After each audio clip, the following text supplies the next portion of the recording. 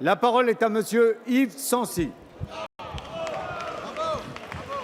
Monsieur le Premier ministre, nous assistons depuis quelques semaines à un authentique déni de démocratie. Vous avez provoqué un véritable fiasco politique sur une réforme qui pourtant au départ faisait l'objet d'un consensus national. Le président de la République, François Hollande, nous avait promis un quinquennat, il y a 4 ans, placé sous le signe de la normalitude. Mais monsieur le Premier ministre, est-il normal de passer en force devant la représentation nationale et de reculer devant quelques exaltés qui mobilisent dans la rue les forces de police alors que nous sommes en état d'urgence? Est-il normal de piétiner les partenaires sociaux en considérant, comme M. Cambadélis qui affirme, je le cite, « puisque tout le monde est contre, c'est la preuve que ce texte est équilibré ».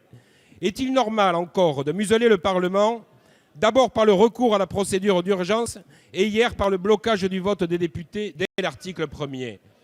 Est-il normal de tordre le bras de la représentation nationale en brandissant aujourd'hui l'article 49.3 de notre Constitution, procédure qui n'est que le témoin d'une crise de régime où vous êtes contraint de gouverner contre votre propre majorité? Est-il normal d'entendre hier matin sur une grande radio un responsable socialiste rappeler aux députés de votre majorité qu'ils tiraient leur légitimité non pas du suffrage universel, mais du président de la République et qu'il ferait bien de s'en rappeler? C'est dire le peu de considération que vous accordez aux représentants du peuple français, relégués au rang d'arrière-garde aux ordres d'un monarque auquel il devrait allégeance et reconnaissance. Monsieur le Premier ministre, aujourd'hui, vous ne gouvernez pas la France, vous gouvernez le psychodrame du Parti socialiste.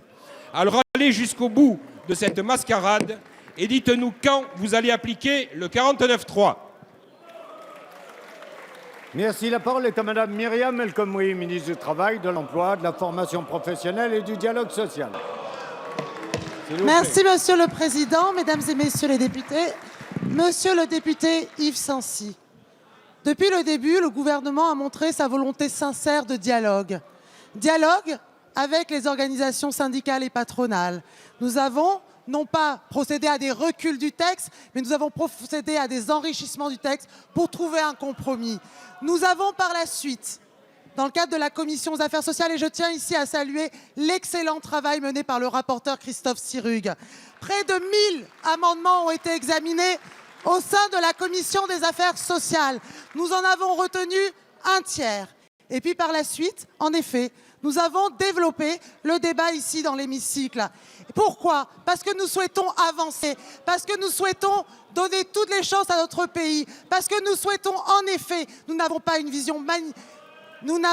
vision manichéenne de l'entreprise et en effet, nous pensons véritablement que c'est par le dialogue social que nous pouvons transformer nos modes de régulation, à la fois pour mieux nous adapter et en même temps pour renforcer les acteurs.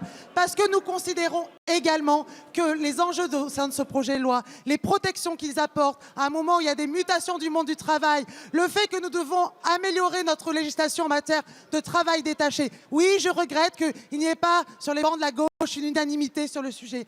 Mais le plus essentiel, je crois, c'est qu'est-ce qu'il permettra justement demain à nos entreprises, à nos salariés, à nos jeunes en situation de précarité qui pourront bénéficier de la garantie jeune. Qu'est-ce que ce texte de loi permettra également aux contrats saisonniers, également aux collaborateurs des plateformes collaboratives. Voilà l'intégralité de ce projet-là et pour cela, nous devons être fiers de le porter.